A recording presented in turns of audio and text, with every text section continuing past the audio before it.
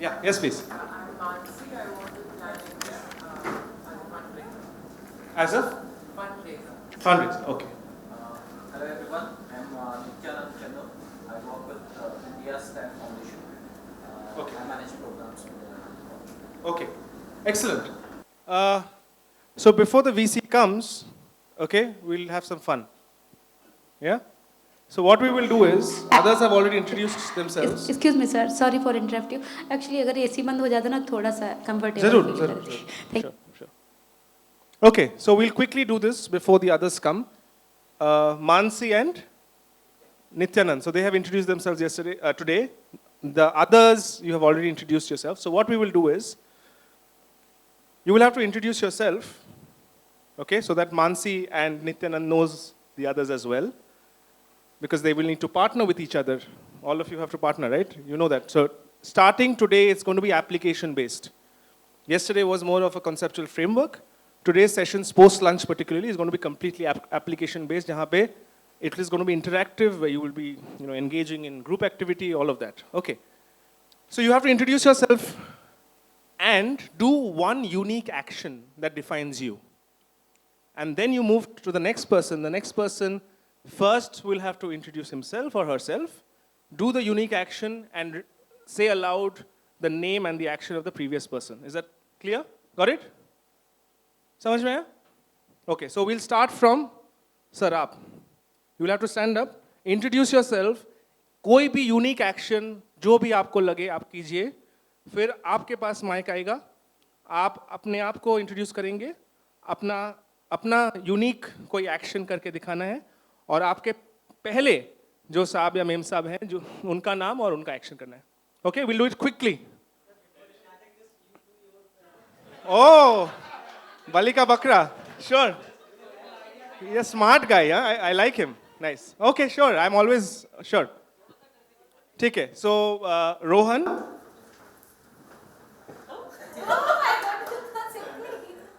तो आप अपने आप आपका नाम पहले बताइए, आपका एक्शन करके दिखाइए, और उसके बाद मेरा नाम और मेरा एक्शन आप बताइए. फटाफट करेंगे ना. This is. नमस्कार, मैं संतोष. हाँ, कोई भी एक्शन कीजिए जो आपको डिफाइन करता है. हम आपको बेहतर जानना चाहते हैं. कल जब आप लोग आए, I know him as Santosh. I know your name.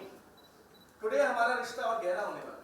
So I want to know what is that one action or anything. Be creative. That defines Santosh. And quickly. कोई भी action, you can do anything you want. That defines Santosh. You can be creative, you can be naughty, you can be whatever you want. आज सब लोग coffee P तो अच्छा लगा मुझे. Coffee नहीं, कॉफी पीजिए, एक्शन कीजिए. और ये तो आइसक्रीम हो रहा है, आप तो आइसक्रीम लॉली खा रहे हैं. कॉफी पीजिए. काफी गर्म coffee. Oh, very nice. Myself Tarun Kapoor. Sir क्या टैगलाइन यूज कर? कोई भी एक्शन नहीं, एक एक्शन करना पड़ेगा जो आपको डिफाइन करता है. Never give up. Excellent.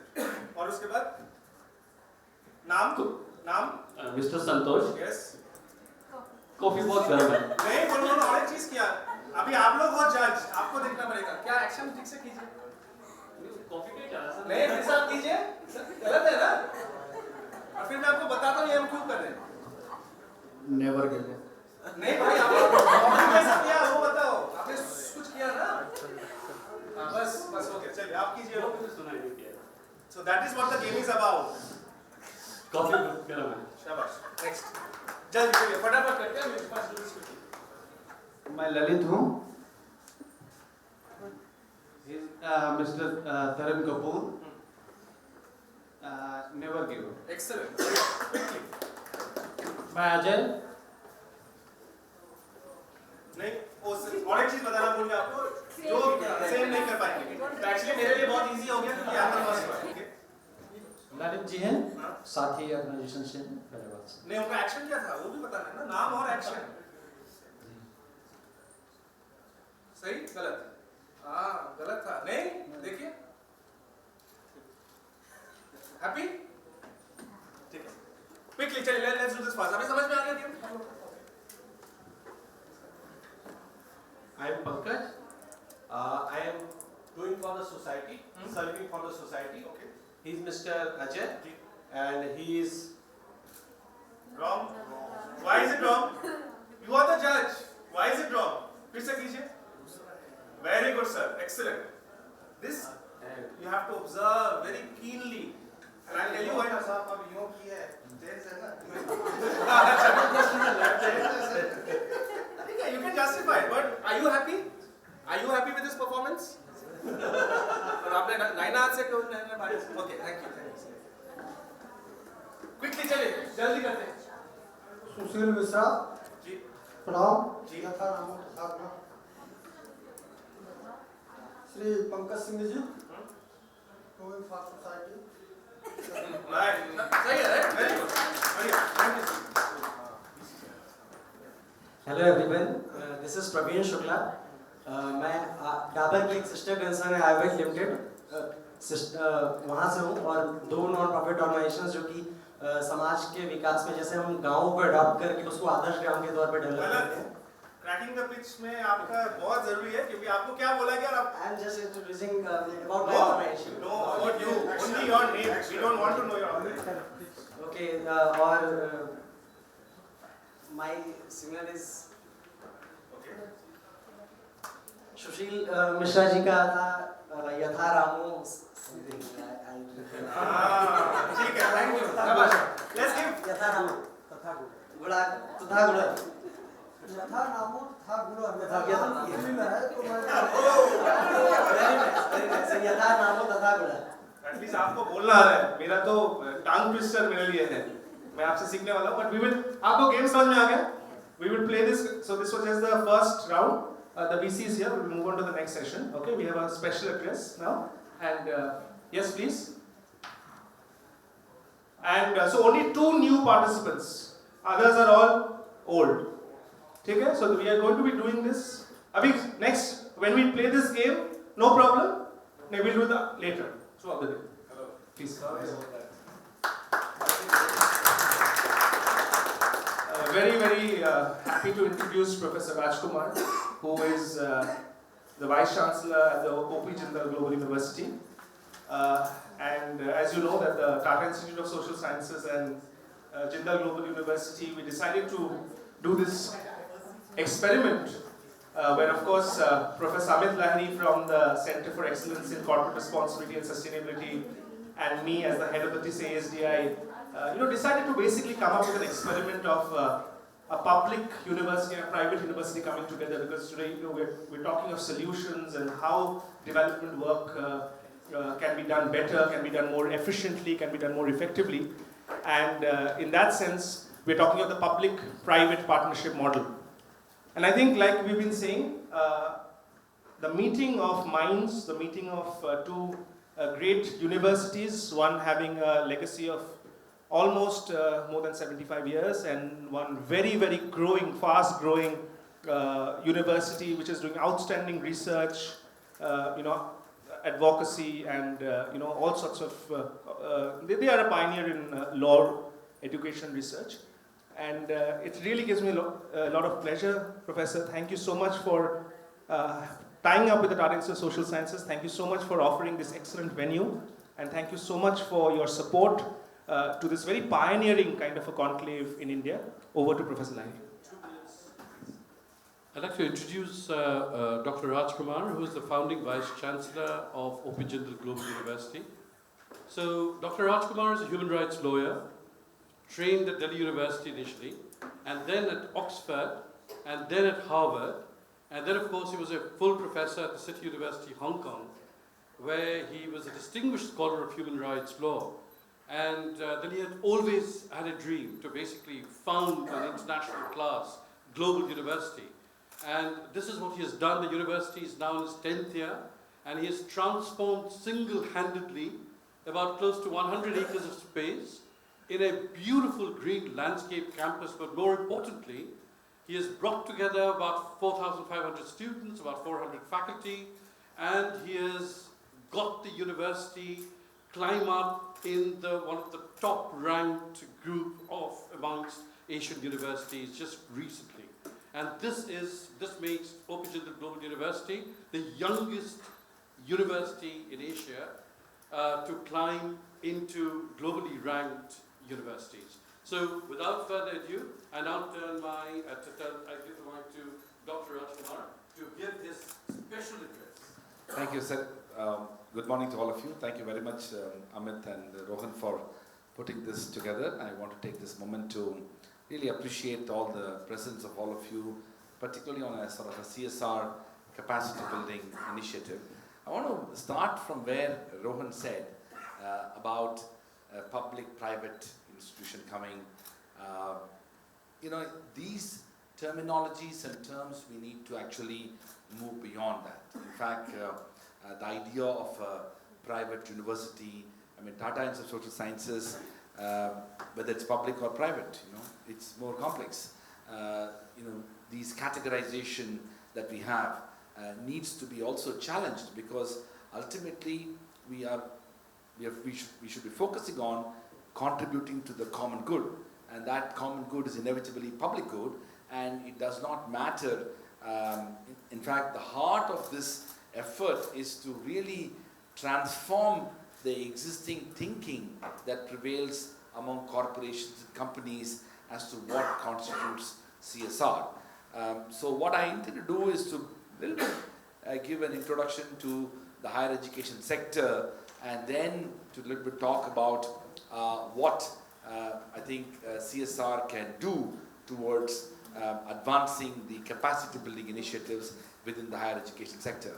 I don't know how many of you know, but I'll maybe give you an overview of the Indian higher education sector, and then to a little bit talk about the CSR framework that can be useful in the higher education sector, and how we can think in terms of capacity. And then we may probably take some questions as well. How much time do we have before we close for? Sorry? 15 minutes. Okay, good. So we'll have some Q&A after that as well, right? Okay, so just to give you a perspective, Indian higher education sector is a very vast sector. At the dawn of Indian independence, we had nearly 20 universities, and then today we have nearly 1,000 universities.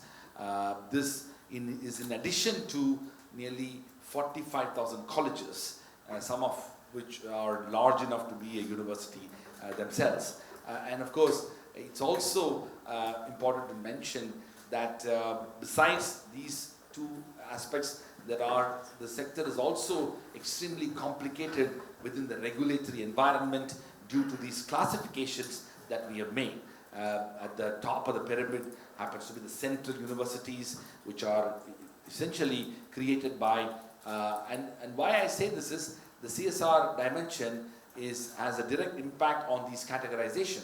So for example, the central universities are those institutions which are created by an act of parliament, and then there are these national institutions of importance which are sort of created by the government of India with the sort of power of the federal government, the central government, and then you have the state public universities which are created by a state legislation, such as the Opijindal Global University, which is created by the state of Haryana, the Madras University, or the other such universities which are all kind of state public universities. And then you have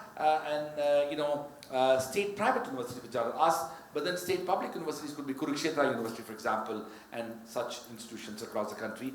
And then you have a hybrid type of model which is called the deemed universities, which are created by the government of India, but not through a legislation, by a parliamentary legislation, but by a sort of a executive order by the government of India, Ministry of Human Resource Development, and given the status of a university. For example, the Symbiosis University is an example of a sort of a private deemed university, and they are actually called institution, which are deemed institution is what the terminology that has been used.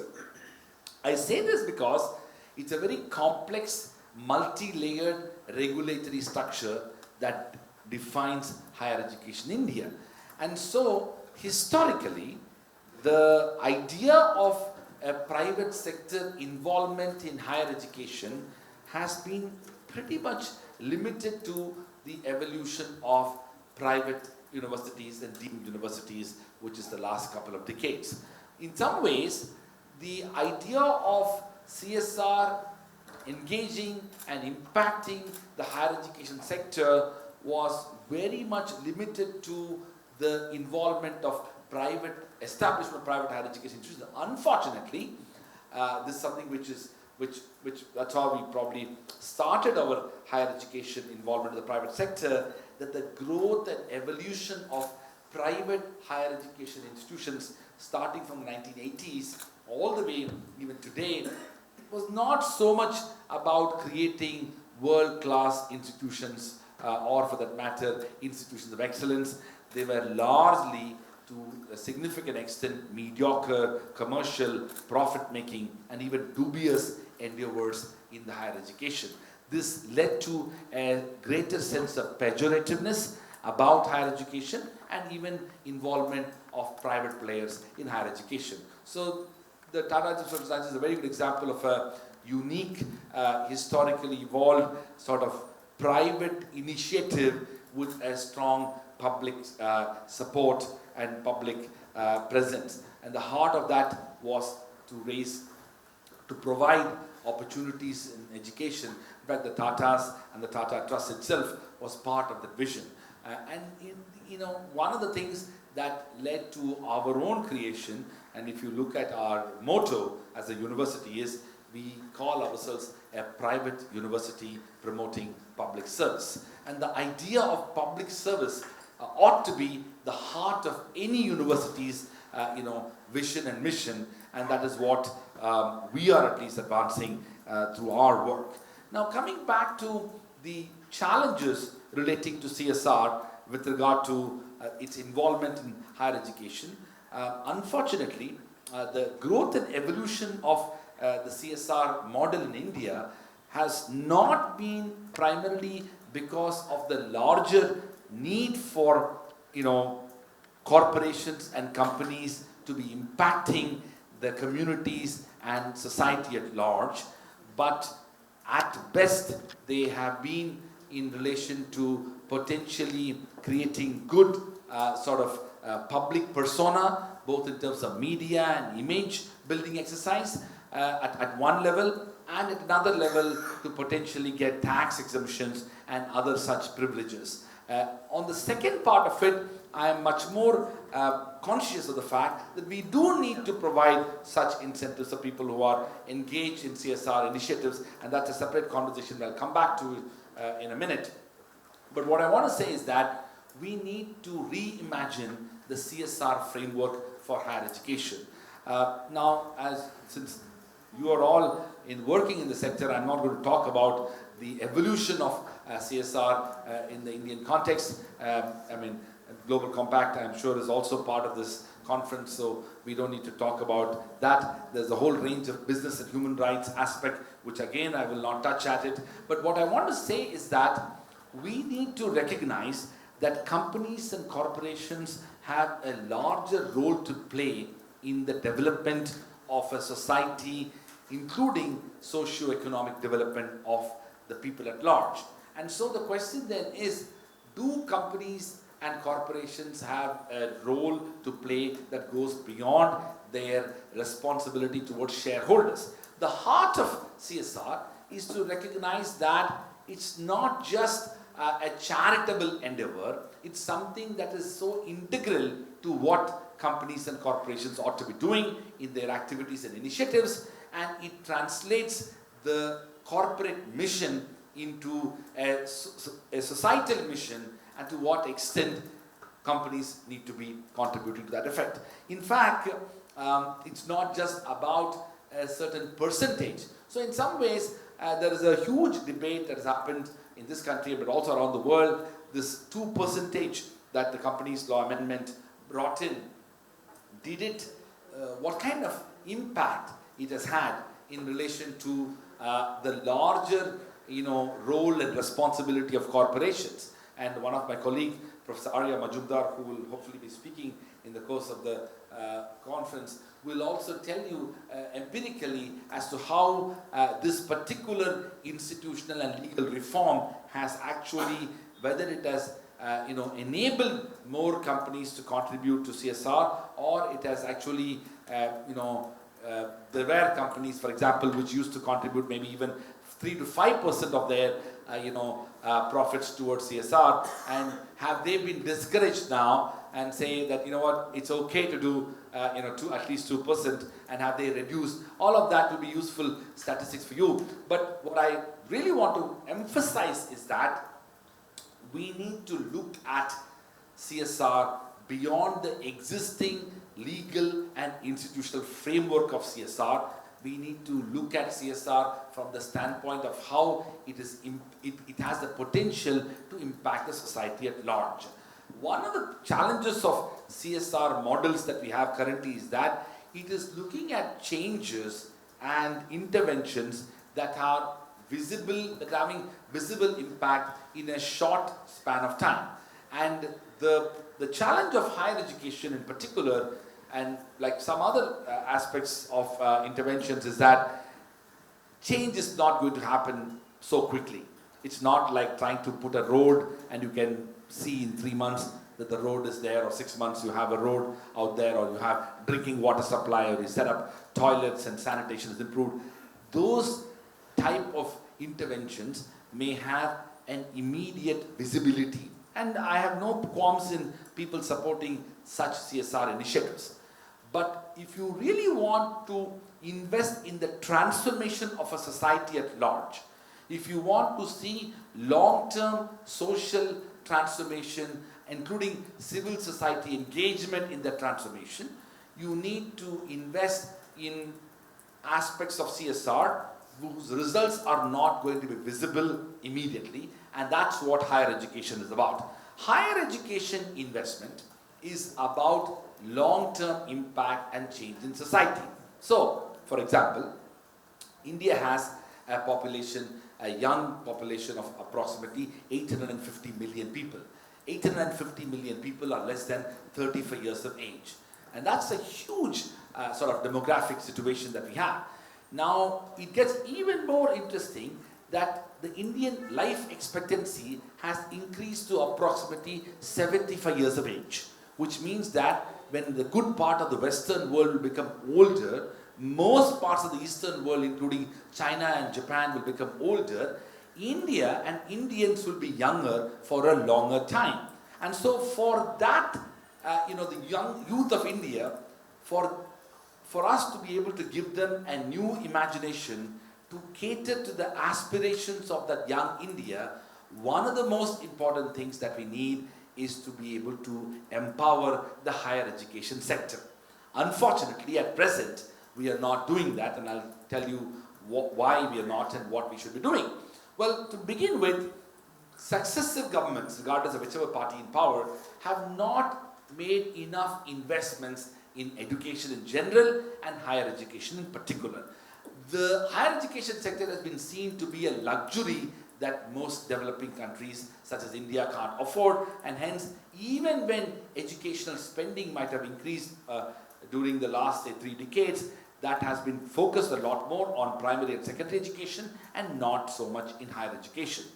Secondly, it's also important to recognize that whatever spending that you do in higher education, it has the potential to transform society, which I mentioned, but also it helps promoting research and research relating to not only research in science and technology, which has the potential to address some of the big issues of our time, including, for example, diseases and other areas, but also in policy areas, for example, including the big issues of climate change and environmental issues, pollution, for example. All these areas require substantive research, and that research inevitably will emanate or should emanate or has been emanating in other countries from universities, from the higher education sector. So until and unless we invest in this sector, we will not be able to see change. Now, what have we done? Well, because of the fact that the state in India, the governments across political parties for the last several decades have significantly abdicated their responsibilities towards higher education, and today we are in a very I would say, a rather awkward situation when it comes to higher education sector.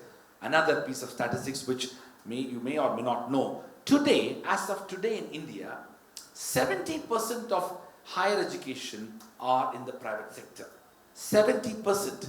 And never before in the history of India, a tectonic shift has happened in relation to higher education, where 70% of higher education institutions are in the private sector, and 70% of students in India who are in higher education are also studying in private higher education institutions. So all the talk about the IITs and the IIMs and the DUs and the JNUs are just capturing only less than 30% of the Indian higher education sector. Now this means that because of the fact that state has simply come out of higher education in so many ways for so long, it is now left with the private sector to determine the future of our society in relation to the human development capacity as well as knowledge development capacity that we are going to build. And unfortunately, and I started with that, which is that the growth and evolution of private higher education institutions to a large extent, at least till recently, has been mostly for-profit and even dubious type of institutions which have little imagination for quality, let alone excellence.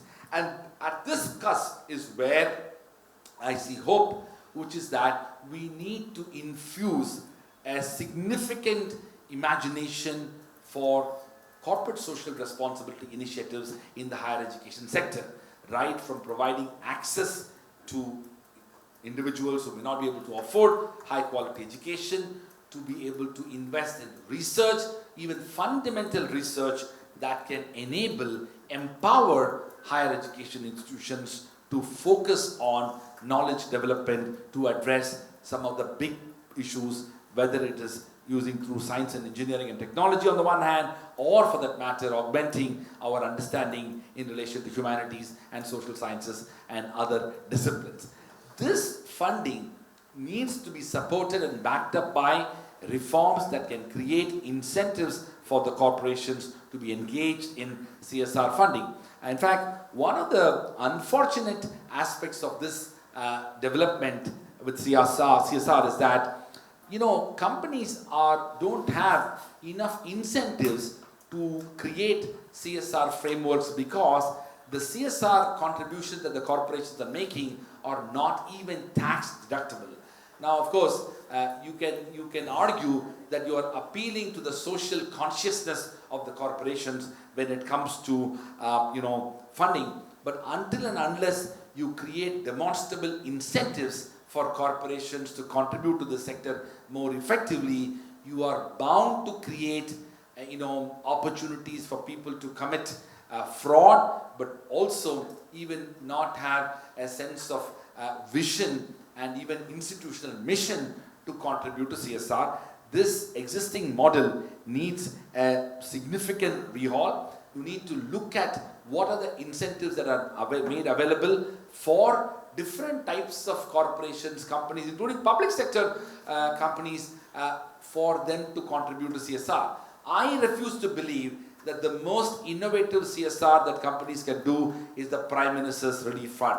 I mean, we should be doing a lot more interesting and important things where interventions have to happen, and that's where we need to change the discourse. Lastly, I want to say that in India, we also don't have a very strong cadre of trained professionals who are able to provide advice and informed decision making as far as CSR is concerned. Most of the time, it becomes the whims and fancies of individual promoters, or for that matter, some random ideas thrown at them, and even the very well-known corporations, companies, or well-established ones end up doing certain CSR activity because somebody just made a reference. There is no scientific, evidence-based, analytical, assessment-oriented CSR funding framework where trained professionals who have knowledge, information, capacity, and skills and perspectives who can actually guide the corporations and companies about what kind of interventions in CSR are meaningful and what will have what kind of impact in what span of time and with what resources that are being made available.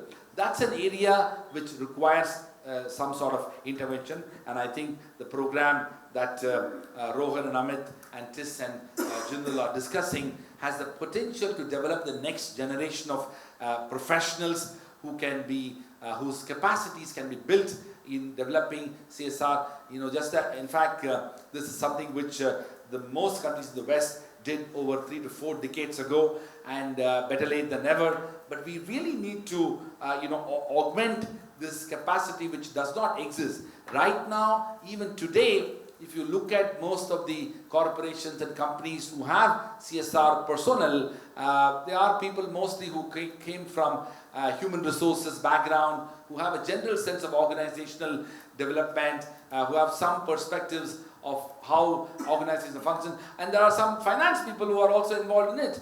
Not that these two functions are any less important, but I think it is important for people to have a trained professional background that understands CSR in all its forms and manifestations if CSR capacity building is any meaningful within the higher education sector. I want to end by saying that, and then we'll take some questions, is that it's absolutely essential that the larger framework of development agenda that governments pursue, including the Sustainable Development Goals, which the UN has it for itself, it cannot be achieved if you keep the corporations and private sector out of it, and more importantly, if you see them to be inimical to the larger agenda that you are pursuing. And it is no longer the case that you can focus on, there's a reason why, the so-called public-private partnership in India never really became successful.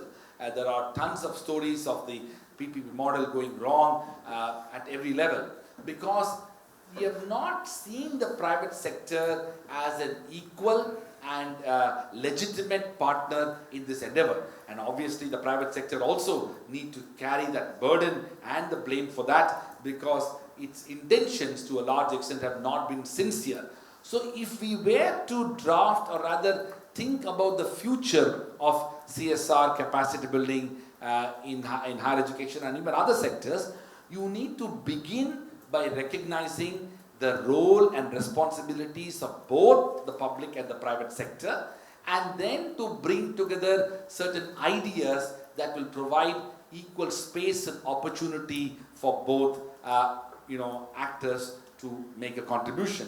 And this has to be based upon a sense of transparency, a sense of accountability, all of which are central to the CSR framework that we are talking about. As much as law and institutions can shape the future of the CSR regime, we need to be conscious of the fact that we need to develop responsible individuals and corporations which can recognize the importance of CSR, not just as a sort of a policy initiative, but it is about a sustainable governance initiative. And once you start thinking CSR as a part of a sustainable governance initiative, both the government and the regulatory bodies on the one side, and the corporations and even the shareholders who are in many ways stakeholders in the corporation will appreciate the importance of CSR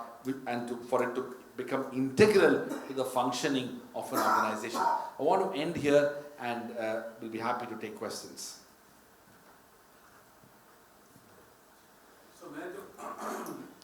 So, Vice Chancellor Kumar, we have a lot of development professionals here in front of us.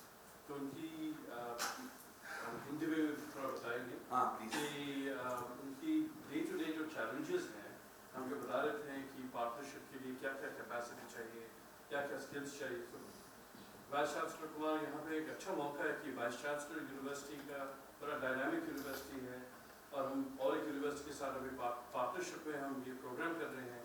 तो आप आप लोग ये पूछ सकते हैं उनको कि वो जो बता रहे हैं कि capacity building for development professionals हम लोग कैसे कर सकते हैं, आपकी नीड्स कैसे, आपकी प्रोफेशनल जो एबिलिटी हम कैसे मिलके बढ़ा सकते हैं, because we have professors, we have facilities, we have infrastructure, we have knowledge, we have resources, we have external collaborations. तो आप ये एक ही क्वेश्चन के समय है, unfortunately क्योंकि हमारा एक पैनल है before lunch, तो आप में कोई भी ये पूछ सकते हैं कि क्या skills आप हिंदी में भी बोल सकते हैं, मैं थोड़ा हिंदी में क्या skills आपको लगता है कि which really a university can basically help you develop? थोड़ा बताइए कोई भी दे सकते हैं. Sir, I have another question apart from your time.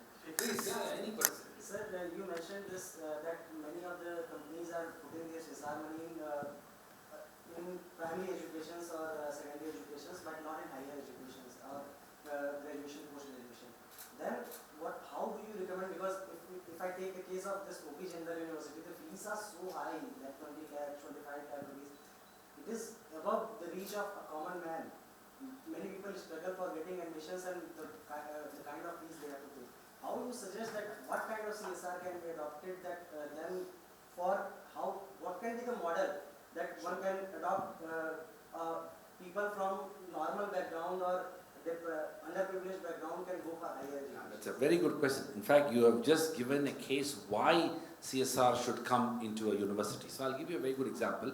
I had the privilege to study at both Oxford University and Harvard University, and I didn't spend 1 rupee to go there. Each of them would charge something like 75 lakhs of rupees up to 1 crore even. And the way the structures of good institutions work is that access to education, regardless of your economics, I come from a middle class family in India. My mother is a government doctor, my father is a professor. I simply could not even afford to come to Delhi. I'm from Kanyakumari, and for me to come to Delhi was a big deal. But I went to Oxford because I got the Rhodes Scholarship to go to Oxford.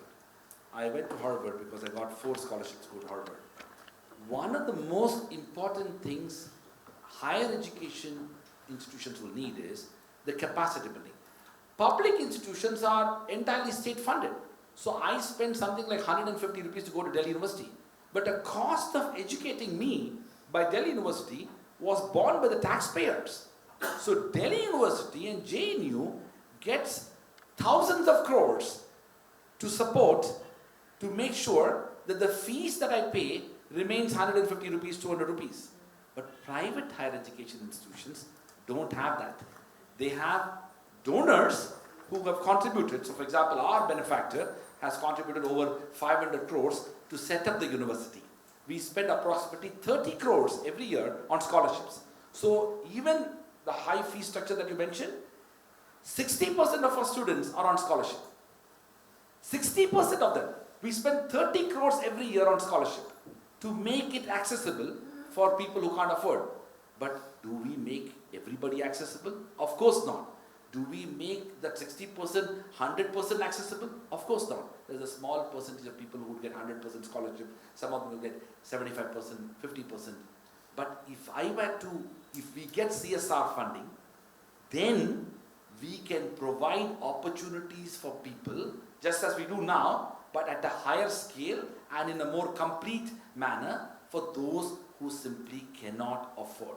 And see, the most important thing is you need to have a pluralistic imagination. You can't because there are those who work in health sector will say, we need to invest only in health. Those who work in sanitation will say, there's nothing more important than building toilets. Those who work in something else will say, environment and others, this is the most important thing. I think we need to recognize that CSR is about pluralistic imagination. There are so many problems that we need to address in the Indian context. We need to recognize that depending upon the capacity of the organization and depending upon the interest in the sectors that you want to work in, you should be in a position to do it. My plea is, we should not only focus on the immediate solutions. Do you know, I'll just give you one example. And that's why state cannot abdicate its role as well. Today we are talking about computers and internet. Do you know that Today, computers and internet are there because governments, particularly US government, but also others, invested for so long on fundamental research. Fundamental research. That fundamental research that was spent millions of dollars for a long time resulted in the kind of technological foundations for the technological. If governments at that time did not spend that money, we will not see.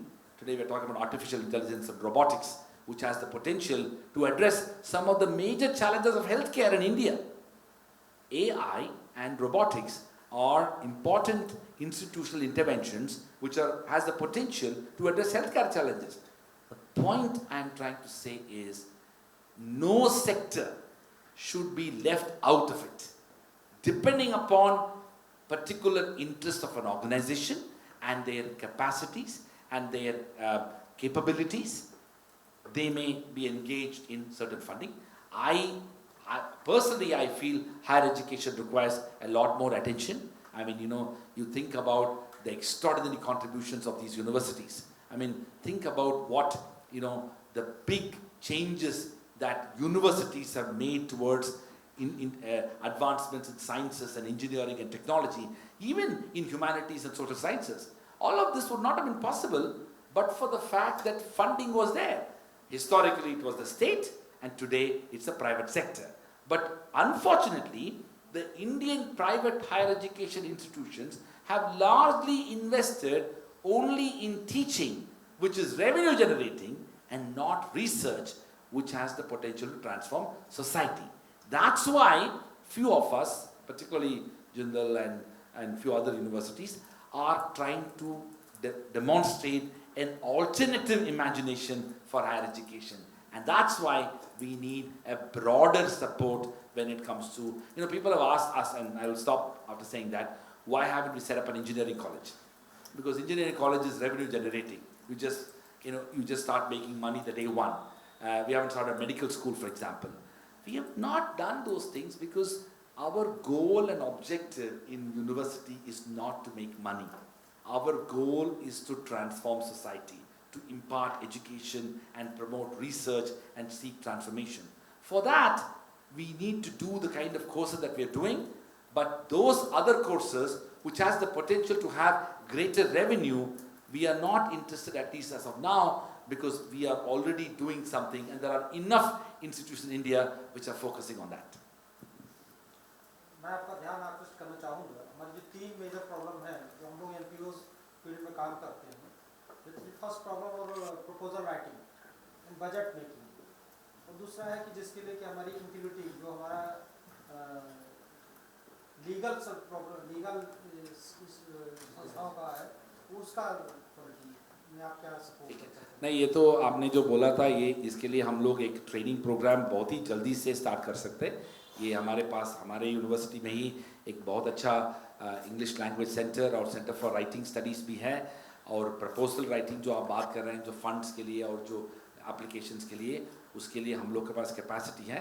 अगर आप चाहते तो we can collaborate and do a short term. ये लंबा course का ज़रूरत नहीं है, इसका आजकल बहुत सारे फॉर्मेट्स भी है, एक एप्लीकेशन ओरिएंटेड शॉर्ट कोर्स हम चला सकते हैं। जहाँ तक जो रेगुलेटरी है, वो तो हम लोग को तो कोर स्पेशलाइजेशन है। We have a very good law school and lot of people who are working on that.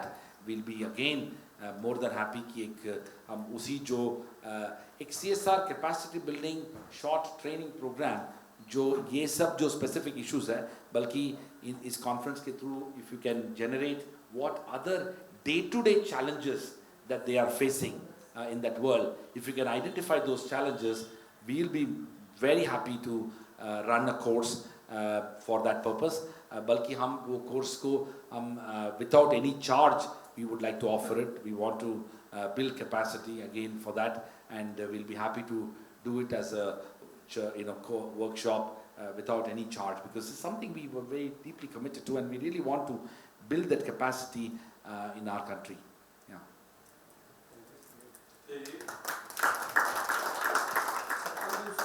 दूसरा छोटा सा प्रश्न और है, तो हम लोगों ने डिस्कस किया था कि मोस्टली जो फंड्स हैं CSR के, महाराष्ट्र है, बेंगलोर है, कर्नाटका, इन सब जगहों पे एक्सपेंस होते हैं।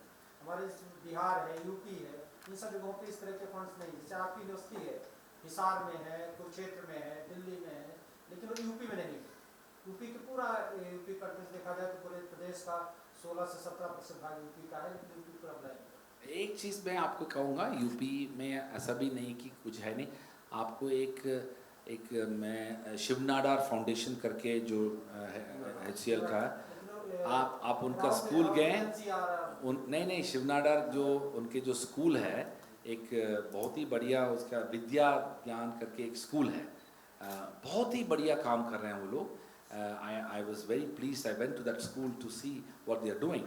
ये यूपी में है, और इनके जो स्कूल के जो सबसे बड़ी खूबी ये है कि एक वर्ल्ड क्लास स्कूल उन्होंने बनाया वहाँ फॉर बॉयज़ एंड गर्ल्स के लिए दोनों। 6th मेरे ख्याल से 8th स्टैंडर्ड से लेके 12वीं तक है, कम्प्लीटली फ्री एजुकेशन, मतलब 1 रुपया चार्ज नहीं फॉर एनीथिंग। सो ये ऐसा एक बड़ा मतलब एक एक्स्ट्रॉर्डिनरी फॉर्म ऑफ फिलैंथ्रोपी है जिसमें नो रेवेन्यूज, सो एंटायरली फ्री एजुकेशन। लेकिन हमारे देश में अक्सर फ्री एजुकेशन हो तो बड़ा बेकार एजुकेशन होता है। जो हमारा कॉरपोरेशन स्कूल वगैरह तो देखे तो जो है, कोई भी सरकार के ऑफिशियल जो कॉरपोरेशन स्कूल के बारे में बात करते हैं वो अपना बच्चे को तो कॉरपोरेशन स्कूल में डालेंगे नहीं, क्योंकि वैसे तो बेकार एजुकेशन होता है। लेकिन ये एक टॉप क्लास स्कूल है, बढ़िया टीचर्स और बहुत अच्छा इंफ्रास्ट्रक्चर, और साथ में उन्होंने not only for fee but वो पूरा उनका खर्चा भी ले लेते हैं। तो खाने पीने रहने का रेजिडेंशियल स्कूल है, तो वो सारा जो खर्चा लेके वो कंप्लीट एजुकेशन वो देते हैं। शिवनाडार जी का जो ओरिजिनल विजन ये था कि वो यूपी में उनका बिजनेस बहुत स्ट्रांग था। जो बात मैं CSR का बात कर रहा हूँ मैं, जो तो आपका जो फोकस ये होगा कि ऐसा है ना, we are in a very primitive situation now in CSR. We need to have organizations which should be mapping CSR across the country.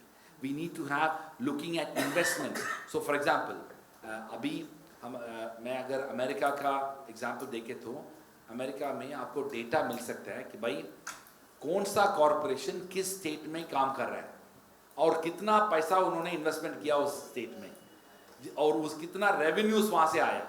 तो आप ये सबको मैपिंग करके देखें तो आपको पता चल जाएगा यूपी इतना बड़ा स्टेट है। या जो आप यूपी का बात कर रहे हैं, झारखंड का हालत तो और भी बुरा है, और आप नॉर्थ ईस्ट जाओ और भी हालत बुरा है।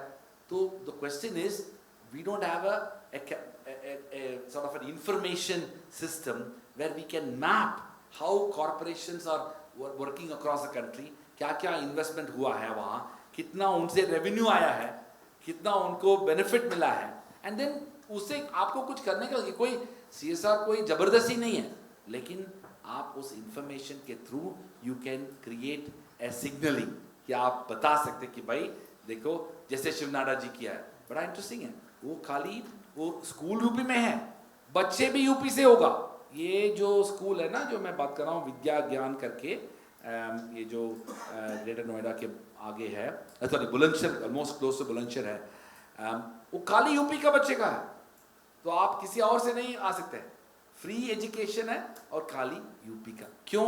उनके थिंकिंग में ये था कि भाई मैं यूपी में मेरा बिजनेस अच्छा चलाया, तो ये मैं यूपी का जो लोगों को ये मेरे तरफ अपना कंट्रीब्यूशन करके उन्होंने बनाया है। इस टाइप का आप मान लो स्केल देखो, क्यों हर शहर में नहीं होना चाहिए, हर स्टेट में नहीं क्यों नहीं होना चाहिए। तो अभी जो हम लोग एक प्रिलिमिनरी स्टेप्स ले रहे हैं, जिंदल साहब और उनके जो वाइफ मिसेस शालू जिंदल, एक हरियाणा में भी इसी टाइप का स्कूल जो वो विमेंस के लिए, पर्टिकुलरली गर्ल्स के लिए एक स्कूल का एक थिंकिंग इवॉल्व हो रहा है। पॉइंट इज इतने अपॉर्चुनिटीज है, इतना रिक्वायरमेंट्स भी है, लेकिन हम लोग को थोड़ा सा अंडरस्टैंडिंग डेवलप करना पड़ेगा। ये जो टिस एंड जिंदल जो ये इनिशिएटिव है, we have to start mapping, because पहली बात तो कि हम लोग को पता ही नहीं होता है कि भाई कोई ऐसा एक सोर्स भी नहीं है। भाई आज के दिन में मुझे देखना भी है कि भाई इंडिया का CSR का स्टेटस क्या है। We don't have a website for example कि भाई सारा देश का CSR का क्या सिचुएशन है, सारा domestic corporation, India multinational corporation क्या क्या किया। बहुत काम हो रहा है, लेकिन फिर भी पता नहीं चल रहा है कि क्या काम हो रहा है और कितना काम हो रहा है। जो आप कह रहे हैं लॉपसाइडेड हो रहा है, कुछ स्टेट्स में ज़्यादा काम हो रहा है, कुछ स्टेट्स में कुछ भी नहीं हो रहा है, कुछ शहर में बहुत ज़्यादा काम हो रहा है, कुछ में हो नहीं रहा है। ये आपको डेमोन्स्ट्रेट करते वक्त you will find more and more people trying to, because people are looking for opportunities. ये एक asymmetry है information का कि भाई जिसको जो information ढूंढ रहे हैं उसको मिल नहीं पा रहा है, और on the other hand there are people who are wanting such projects to come into places. So actually इसके साथ ही I'd like to thank Vice Chancellor Dr. C. Rajkumar for being with us and sharing his insights. And now I turn the mic to Rohan. On behalf of the Tata Institute of Social Sciences, thank you so much, Dr. Rajkumar. I think I would also like to thank you that you have so beautifully summarized all that we have been discussing since yesterday. I think this was a perfect kind of a summarization of all that we are talking. And I think no better example than the Jindals and the Tatas. And like Dr. Rajkumar rightly said, that this has actually been CSR. Jindals and Tatas have been doing CSR for eons. And this whole support for quality higher education institutions is so important. Also, I think thank you, Dr. Rajkumar, for talking about how Jindal and Tata Institute can play an important role. In a certain sense, sir, आप शायद schedule आपने देखा नहीं. आज मैं जो last session लूँगा, it will only be about proposal writing. It will be about all the gaps that you have spoken about. So this conclave has been conceptualized by Amit and myself for the last almost 5 months. And we have tried our level best to ensure that we have left nothing, we have not left anyone out or not left any session out that would be useful for the not-for-profits. And even if we have, we would love to know your feedback. And thank you so much, Dr. Rajkumar, for supporting this initiative. We as institutions remain committed to capacity building in this sector. And I think the way forward, Dr. Rajkumar, like we're looking at, is ये जो conclave है, in a way this is a certificate program.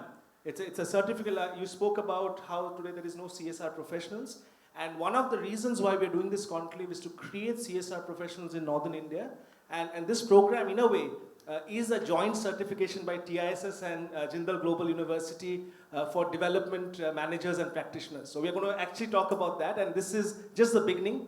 Thank you so much, Dr. Rajkumar. Before you leave, there's a small token all the way from Mumbai for you.